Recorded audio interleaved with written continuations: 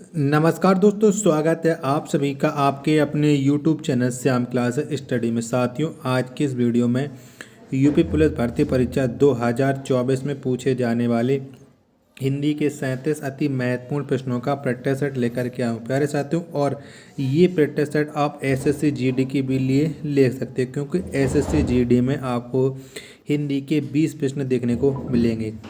तो ठीक है, तो इस प्रैक्टिस सेट को पूरा करिएगा और प्रैक्टिस सेट को पूरा होने के बाद ईमानदारी के साथ आप अपना स्कोर शेयर करिए कि आपने इस प्रैक्टिस सेट में कितने प्रश्न हैं जो सही किए और ये प्रैक्टिस सेट आपको कैसा लगा। लगातार आप प्रैक्टिस सेट करते रहोगे तो आप अच्छा स्कोर करने लगोगे एक दिन, क्योंकि बिना मेहनत करके आप अच्छा स्कोर नहीं कर पाओगे। अगर आप सोचते रहो कि हम तो ऐसे अच्छा स्कोर कर लेंगे, तो ये आपकी भूल है और आप अपने सिलेक्शन से पीछे हटते जाओगे। तो आशा करता हूँ आप सभी लोग इस प्रैक्टिस सेट को पूरा करोगे। प्रैक्टिस सेट को पूरा करने के बाद इसे आप अपने सभी दोस्तों के पास जरूर शेयर करोगे, जो भी यूपी पुलिस भर्ती परीक्षा 2024 और एसएससी जीडी भर्ती परीक्षा 2024 जिसका एग्ज़ाम 20 फरवरी से स्टार्ट होने वाला है। तो इन्हीं सब बातों को ध्यान में रखते हुए शुरू करते हैं आज का अपना ये हिंदी के 37 अति महत्वपूर्ण प्रश्नों का प्रैक्टिस सेट। तो पहला प्रश्न है, पहला 39वां प्रश्न है आपके सामने कि निम्न विकल्पों में पुल्लिंग शब्द कौन सा है। तो मैं आपको बता चुका हूँ कि आप अच्छा और अच्छी लगाने से स्त्रीलिंग और पुल्लिंग का पता लगा सकते हैं। ठीक है, तो अच्छा पक्षी, क्या अच्छा पक्षी, ये एक पुल्लिंग शब्द है। 39 का आंसर ऑप्शन नंबर सी हो जाएगा। प्रश्न संख्या 40 है आपके सामने कि इनमें से कौन सा तत्सम नहीं है। तो इनमें से कौन सा शब्द है जो तत्सम नहीं है। तो श्रृंगार, कौन सा, श्रृंगार, ये तत्सम नहीं, जबकि दधि, चक्षु और उष्ट्र ये तत्सम शब्द है। 40 का आंसर ऑप्शन नंबर डी हो जाएगा। प्रश्न संख्या 41 है आपके सामने कि दिए गए विकल्पों में से कौन सा विकल्प प्रत्यक्ष शब्द का समानार्थी शब्द है। तो इनमें से कौन सा है प्रत्यक्ष का समानार्थी, ये आपको बताना है। तो साक्षात, क्या साक्षात ये प्रत्यक्ष का समानार्थी है। 41 का आंसर ऑप्शन नंबर डी हो जाएगा। प्रश्न संख्या 42 है आपके सामने कि निम्न में से किस विकल्प में त्रुटि नहीं है, यानी वो विकल्प सही है, ये आपको बताना है। तो बताइएगा प्रश्न संख्या 42 की कौन से विकल्प में त्रुटि नहीं है। तो उस कागज पर मैंने हस्ताक्षर किए, क्या उस कागज पर मैंने हस्ताक्षर की, इसमें त्रुटि नहीं है। 42 का right answer option number D हो जाएगा। प्रश्न संख्या 43 है आपके सामने कि सूरदास और नंददास की काव्य रचनाओं की भाषा कौन सी थी। तो कौन सी थी। तो सूरदास और नंददास की काव्य रचनाओं की भाषा ये थी ब्रज भाषा, क्या ब्रज भाषा थी। 43 का आंसर ऑप्शन नंबर बी हो जाएगा। प्रश्न संख्या 44 है आपके सामने कि दिए गए विकल्पों में से सही विकल्प का चयन करें, यानी चारों में से 3 गलत हैं जबकि जो चौथा है वो सही है। तो सही का छांटिएगा। तो तलवार एक उपयोगी शस्त्र है, क्या तलवार एक उपयोगी शस्त्र है। 44 का आंसर ऑप्शन संख्या सी हो जाएगा। प्रश्न संख्या 45 है आपके सामने कि चरण कमल बंदो हरिराय पंक्ति में चरण कमल का अर्थ क्या है। तो क्या है इसका अर्थ, ये आपको बताना है। ज़्यादातर इसमें पूछा जाता है अलंकार, लेकिन आपको यहाँ पर पूछ लिया कि चरण कमल का अर्थ। तो चरण कमल का अर्थ है कि कमल के फूल जैसे पैर, क्या कमल के फूल जैसे पैर। 45 का आंसर ऑप्शन संख्या डी हो जाएगा। प्रश्न संख्या 46 से आपके सामने कि प्रेम अनदेखी राहों की तरह ही आकर्षक होता है, वाक्य का काल पहचानिए। तो यहाँ पर कौन सा काल है, ये आपको बताना है। तो प्रेम अनदेखी राहों की तरह ही आकर्षक होता है, यहाँ पर है सामान्य वर्तमान काल। कौन सा है, सामान्य वर्तमान काल। 46 का आंसर ऑप्शन संख्या ई हो जाएगा। प्रश्न संख्या 47 से आपके सामने की प्रेम में भगवान रचना के लिए जैनेन्द्र को किस पुरस्कार से सम्मानित किया गया है। तो कौन सा पुरस्कार मिला था। तो प्रेम में भगवान रचना के लिए जैनेन्द्र को भारत सरकार शिक्षा मंत्रालय पुरस्कार मिला था, यानी 47 का आंसर ऑप्शन संख्या ई हो जाएगा। प्रश्न संख्या 48 है आपके सामने कि दिए गए विकल्पों में से कौन सा विकल्प निश्चित का अर्थ है। तो कौन सा अर्थ है निश्चित का, ये आपको बताना है, बताइएगा। तो निश्चित का अर्थ होता है आधी रात। क्या होता है? आधी रात। 48 का आंसर ऑप्शन संख्या डी हो जाएगा। प्रश्न संख्या 49 है आपके सामने कि दिए गए विकल्पों में से सही का चयन कर रिक्त स्थान पूर्ण कीजिए, यानी आपको रिक्त स्थान भरना है। जब कंधे पर डॉट डॉट का भार पड़ेगा तब डॉट डॉट का भाव मालूम हो जाएगा। तो क्या हो जाएगा? तो जब कंधे पर गृहस्थी का भार पड़ेगा तब आटा दाल का भाव मालूम हो जाएगा, यानी 49 का आंसर ऑप्शन संख्या डी हो जाएगा। अगर आपको ये वीडियो और आपको हमारी मेहनत पसंद आ रही है तो वीडियो को एक लाइक ज़रूर कर देना, क्योंकि लाइक और चैनल को सब्सक्राइब करने का पैसा नहीं जाता है। प्रश्न संख्या 50 है आपके सामने कि दिए गए विकल्पों में से कौन सा विकल्प स्मरण का विलोमार्थी शब्द है। तो कौन सा स्मरण का विलोमार्थी? तो ये है विस्मरण। क्या है? विस्मरण। 50 का आंसर ऑप्शन संख्या डी हो जाएगा। प्रश्न संख्या 51 है आपके सामने कि निम्न में से उचित शब्द का चयन करें। तो बताइएगा इनमें से कौन सा उचित है, यानी बताने की किसकी बर्तनी शुद्ध है। प्रश्न संख्या 51 में तो औद्योगिक, ये ऑप्शन नंबर डी वाली बर्तनी शुद्ध है। 51 का आंसर ऑप्शन नंबर डी हो जाएगा। प्रश्न संख्या 52 है आपके सामने कि अमृत और विष किसकी रचना है। तो किसकी है? तो अमृत और विष ये रचना है अमृतलाल नागर की। किसकी है? अमृतलाल नागर की। 52 का आंसर ऑप्शन संख्या डी हो जाएगा। प्रश्न संख्या 53 है आपके सामने कि दिए गए विकल्पों में से कौन सा विकल्प संक्षिप्त का विलोम शब्द है। तो कौन सा है? तो आप जानते हैं कि संक्षिप्त का विलोम शब्द होता है विस्तृत। क्या होता है? विस्तृत। 53 का आंसर ऑप्शन संख्या ए हो जाएगा। प्रश्न संख्या 54 है आपके सामने कि दिए गए विकल्पों में से कौन सा विकल्प उम्मीद का विलोम शब्द है। तो कौन सा है उम्मीद का विलोम? तो उम्मीद का विलोम होता है मायूसी। कौन सा होता है? मायूसी। 54 का आंसर ऑप्शन नंबर डी हो जाएगा। प्रश्न संख्या 55 है आपके सामने कि इनमें से कौन सा शब्द अंग्रेजी में अपनाया गया है जिसका अर्थ भिन्न होता है। बताइए इनमें से कौन सा शब्द जो अंग्रेजी में अपनाया गया है। तो जगन्नाथ। क्या? ये जगन्नाथ जी अंग्रेजी में अपनाया गया है। 55 का आंसर ऑप्शन संख्या ए हो जाएगा।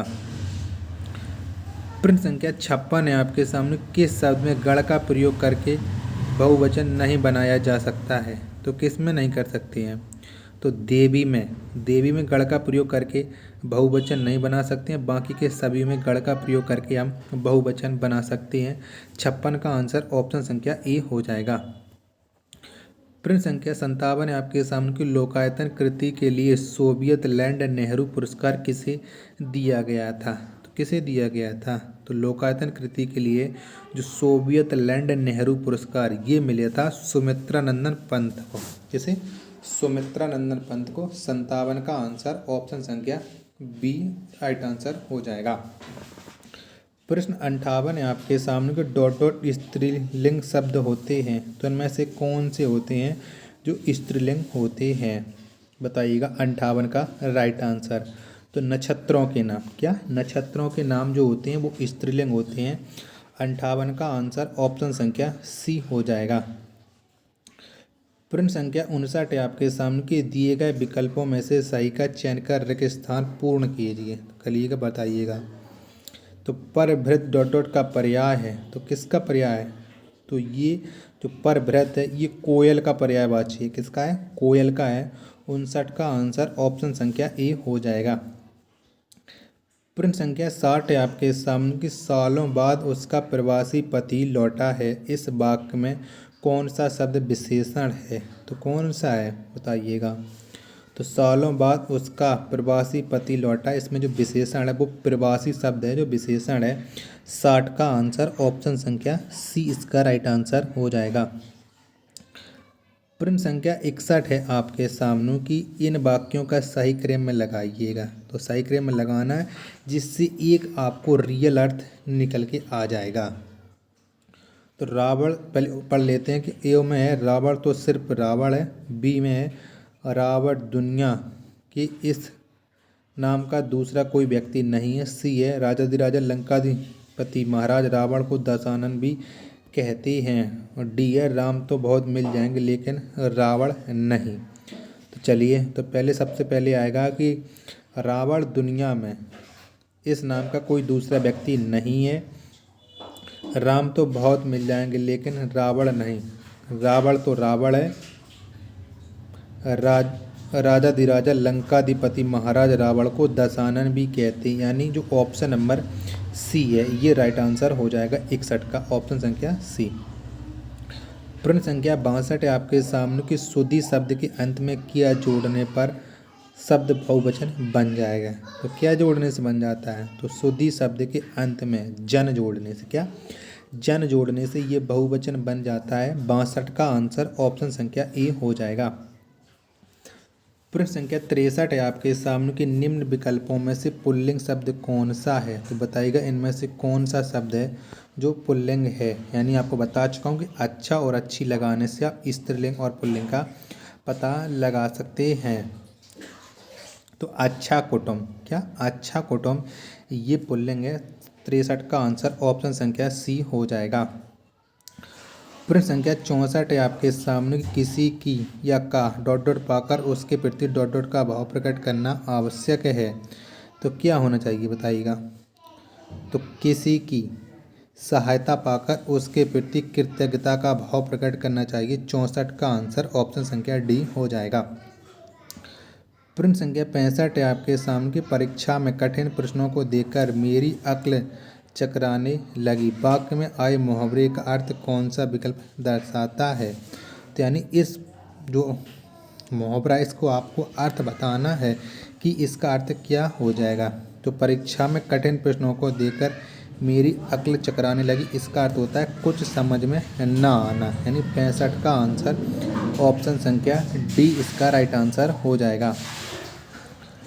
प्रश्न संख्या 66 है आपके सामने कि दिए गए विकल्पों में से कौन सा विकल्प अंगना शब्द का समानार्थी शब्द है। तो बताइएगा अंगना का समानार्थी कौन सा हो जाएगा।